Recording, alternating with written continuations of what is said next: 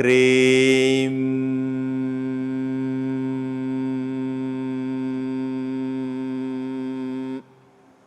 12 வினாடிகள் நான் செஞ்சேன்னு வச்சுக்கோங்க. இந்த 12க்கும் இந்த பாடிக்கும், பாடியில் இருக்க ஏதோ ஒரு ஸ்பேர் ஒரு பார்ட்ஸுக்கும் ஒரு பார்ட்டுக்கும் சம்மந்தம் இருக்குன்னு அர்த்தம். இந்த 12 இந்த மந்திரம் இந்த பார்ட்டு இதுக்கு ஒரு கனெக்ஷன் இருக்குன்னு அர்த்தம். அப்ப ரெகுலரா நான் என்ன பண்றேன், 12 வினாடிகள் அதை உச்சரிச்சுக்கிட்டே இருக்கிறேன். அந்த பார்ட்ல போய் அதை ஜெர்க்க கொடுத்துக்கிட்டே இருக்கிறேன். இப்ப அந்த பார்ட்டோட பேரு மணிப்பூரகம்னு வச்சுக்கோங்க. நீங்க இதுவரைக்கும் மந்திரத்தை சும்மா உச்சரிச்சுக்கிட்டே இருந்திருப்பீங்க, ரகசியம் தெரியாம உச்சரிப்பீங்க.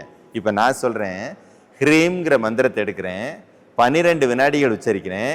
இந்த 12 வினாடிகள் மணிப்பூரகத்துக்கானது. உச்சரிப்பு போகுது. இப்போ என் கவனம் 12 செகண்ட்ல இருக்குது, அதை உச்சரிக்கிறது சத்தத்தில் இருக்குது, அந்த எழுத்து மேலே இருக்குது, கூடவே மணிப்பூரகத்து மேலே இருக்குது.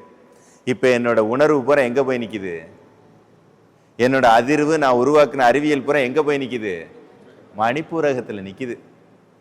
மணிப்பூரகத்துக்குன்னு ஒரு குவாலிட்டி இருக்குதுன்னு வச்சுக்கோங்க, அதை அடுத்து பேசுவோம். இது எங்கே போய் நிற்கிது? இப்போ இந்த மணிப்பூரகம் ஆல்ரெடி உங்களுக்கு எப்படி இருக்குதுன்னு உங்களுக்கும் தெரியாது, எனக்கும் தெரியாது. இந்த மணிப்பூரக சக்கரா உங்களுக்கு என்ன கண்டிஷன்ல இருக்குன்னு உங்களுக்கும் தெரியாது, எனக்கும் தெரியாது. ஆனா கண்டுபிடிக்கிறதுக்கு ஒரு வழி இருக்கு. எனக்கு மணிப்பூரகம் எப்படி இருக்குன்னு கண்டுபிடிக்கிறதுக்கு ஒரு வழி இருக்கு.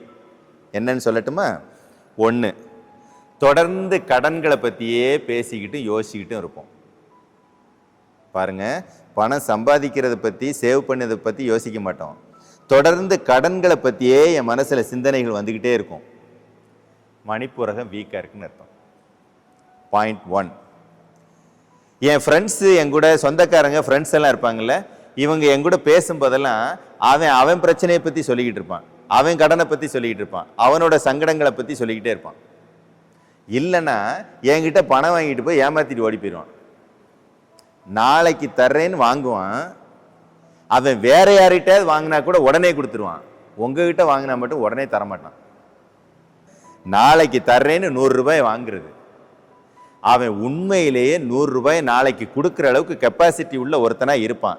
நல்லா கவனமா கேட்கணும், தப்பாலாம் யோசிக்க கூடாது. நாளைக்கு 100 ரூபாய் தர்றேன்னு வாங்கிடுவாங்க, அவனுக்கு உண்மையிலேயே நாளைக்கு 100 ரூபாய் கொடுக்குற அளவுக்கு தகுதி இருக்கும். உங்ககிட்ட வாங்கினதுக்கு அப்புறம் தான் அந்த 100 ரூபாயை கொண்டு வந்து கொடுக்கலான்னா நெட்டு வேலை செய்யாது, கிளம்பலான்னா டிராஃபிக் ஜாம்னு வண்டி எடுக்க முடியாது. கொடுக்கலான்னு நினைக்கிறப்ப தான் புள்ள வந்து ஏதாவது பொருள் வாங்க போறேன்னு அதை பிடிக்கிட்டு போயிடும். உங்களுக்கு கொடுக்கலான்னு எடுத்து வச்சதான் நண்பா, இந்த அங்கே போயிடுச்சு இங்கே போயிடுச்சு, உங்ககிட்ட மட்டும் ரீசன் சொல்லிக்கிட்டே இருப்பான். பார்த்துக்குங்க, மணிப்பூரகம் வீக்கா இருக்கு. அந்த பணம் உங்ககிட்ட வர்றத என்ன பண்ணிக்கிட்டு இருக்குது? அக்செப்ட் பண்ண மாட்டேங்குது. இது ஒரு சாம்பிள். நம்ம கூட ஃப்ரெண்ட்ஸு, நம்ம கூட சகோதரர்கள், உடன்பிறப்புகள் இருக்காங்கல்ல, அவங்க எப்போ பார்த்தாலும் எனக்கு இடைஞ்சலாவே இருப்பாங்க. ஒன்று என்னை ஏமாத்துறவன், இல்லை அவனை பார்த்தாலே நமக்கு ஏதாவது கணக்கு, நம்ம கையிலேருந்து காசு செலவாகிடுது, இல்லை அவனுக்கு நமக்கு டேர்ம் சரியில்லாமல் போகிறது. நம்ம சகோதரர்கள், உடன்பிறப்புகள் கூட நமக்கு டேர்ம் சரியில்லை, இணக்கமாக சூழ்நிலை இல்லை, மணிப்பூரகம் வீக்காக இருக்குன்னு அர்த்தம். உச்சியிலேருந்து மூலாதாரம் வரைக்கும் அத்தனை சக்கரத்தோட கேரக்டரும் எடுத்தீங்கன்னா உங்கள் லைஃப்பில் இனிமே வந்து பிரச்சனைக்கு மூல காரணம் என்னன்னு ஈஸியாக கண்டுபிடிச்சிருவீங்க. நீங்கள் அடுத்தவங்கிட்ட போய் நிற்கவே மாட்டீங்க, இந்த மாதிரி யார்கிட்டையும் போய் நிற்க மாட்டீங்க. மணிப்பூரகம் சரியில்லைன்னா இத்தனை எஃபெக்ட் இருக்குது பார்த்துங்க. அப்புறம் மணிப்பூரகம் சரியில்லைன்னா இன்னொரு பார்வை ஒன்று இருக்குது. யாருக்கு மணிப்பூரகம் சரியில்லையோ அவங்க மட்டும்தான் மருத்துவம் பரிகாரம்ங்கிற பேரில் காசை கொண்டு போய் செலவு பண்ணிக்கிட்டே இருப்பாங்க. இந்த சிம்டம்ஸ்லாம் யார்கிட்ட இருக்கோ நீங்களே முடிவு பண்ணிக்க, மணிப்பூரகம் வீக்காக இருக்குன்னு அர்த்தம். நல்லா சம்பாதிப்பாங்க, நிறைய பணம் வரும். காலையிலேருந்து பார்த்தீங்கன்னா இன்னைக்கு எவ்வளோயா சம்பாதிச்ச? ஒரு 1500 வெள்ளி சம்பாதிச்சேங்க இன்னைக்கு ஒரே நாளில் அப்படின்னு சந்தோஷப்படுவீங்க. நைட்டு வீட்டுக்கு போகும்போது பார்த்தா 25 வெள்ளி தான் வீட்டுக்கு போகும், இல்லை 12 வெள்ளி தான் வீட்டுக்கு போகும். மிச்சத்தை என்னையா பண்ண? என்ன, நீங்க செலவு பண்ணதை திரும்ப ரீகால் பண்ணவே முடியாது. என்ன பண்ணனே தெரியல, ஆனால் காசு செலவாயிருச்சு, வீட்டுக்கு கம்மியாக தான் போச்சு. நீங்க பண்ண செலவை உங்களுக்கே ஐடென்டிஃபை பண்ணவே முடியாது. இதெல்லாம் மணிப்பூரகம் வீக்காக இருக்கு. சார் செலவு பண்ண என்ன செய்யணும்? என்ன பண்ண? ஒரு 500 வெள்ளி இந்த காருக்கு கொடுத்தேன், இந்த ஒரு 300 வெள்ளி இந்த பொருள் வாங்கினேன், டக்குன்னு சொல்லணும். சொல்லியாச்சு, காருக்கு தானே, பரவாயில்ல, கடன் அடைஞ்சிருக்குது, சரி இந்த பொருள் தானே வாங்கின, பரவாயில்ல, வீட்டுக்கு ஒரு பொருள் வந்துருச்சு அப்படின்னு திருப்தி ஆகணும். இப்படி சொல்லவும் முடியல, திருப்தியும் கிடைக்கல, ஆனா பணம் செலவாயிருக்கு. இதெல்லாம் மணிப்பூரகம் சரியில்லாதோட விளைவு. இந்த சிம்டம்ஸ் எல்லாம் மணிப்பூரகம் சரியில்லைன்னா நடக்கக்கூடியது. மணிப்பூரகம் ஏங்க சரியில்லாம போகுது? ஏன்னா அதுக்குன்னு ஒரு சுவாச முறை ஒன்று இருக்கு. இப்போ காலையில் 6 மணிலேருந்து, அது எந்த நாடாக இருந்தாலும் சரி, காலையில் 6 மணிலேருந்து 6:40 வரைக்கும் 40 நிமிடங்கள் நீங்கள் விடுற மூச்சு காத்து மூலாதாரத்துக்கு சொந்தமானது. காலையில் 6 மணிலேருந்து 6:40 வரைக்கும் 40 மினிட்ஸ் நீங்கள் விடுற சுவாசம் எதுக்கு சொந்தமானது? மூலாதாரத்துக்கு சொந்தமானது. எவ்வளவு சுவாசம்? 600. எவ்வளவு? 600. இந்த சுவாசம் எதுக்கு சொந்தமானது? மூலாதாரத்துக்கு சொந்தமானது. இப்போ 600 சுவாசம் கரெக்டாக போகுதுன்னு அதுக்கு அர்த்தம் என்னன்னா, இந்த மூலாதாரத்துக்கு தேவையான கரெக்டான சாப்பாடு போய் சேர்ந்துருச்சின்னு அர்த்தம்.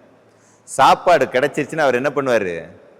சூப்பராக வேலை செய்வார். அவர் வேலையை கரெக்டாக பண்ணுவார். இப்போ 600 பிரீத்திங் போகலை, 500 தான் போச்சு, 550 தான் போச்சு, 400 தான் போச்சு, 300 தான் போச்சுன்னு வச்சுக்கோங்க. பேலன்ஸுக்கு அவர் என்ன பண்ணுவார்? சொணங்குவார்.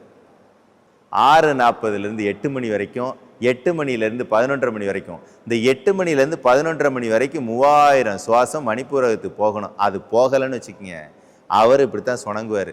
அவர் சொணங்கிட்டாருன்னா இந்த சம்பவங்கள்லாம் நடக்கும்.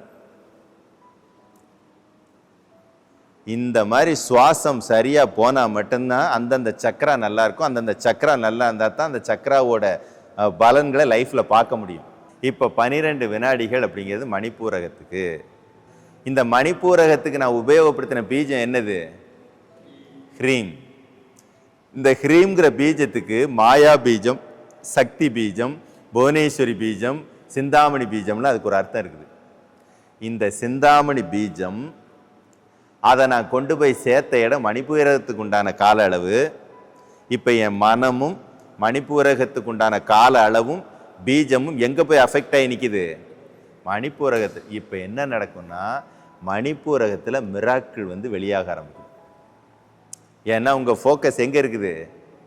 அப்போது என் சகோதரர் இதுவரைக்கும் என்கிட்ட சரியாக பேசாமல் இருந்திருப்பாங்க, வலியை வந்து பேசுவாங்க, வலியை ஹெல்ப் பண்ணுவாங்க.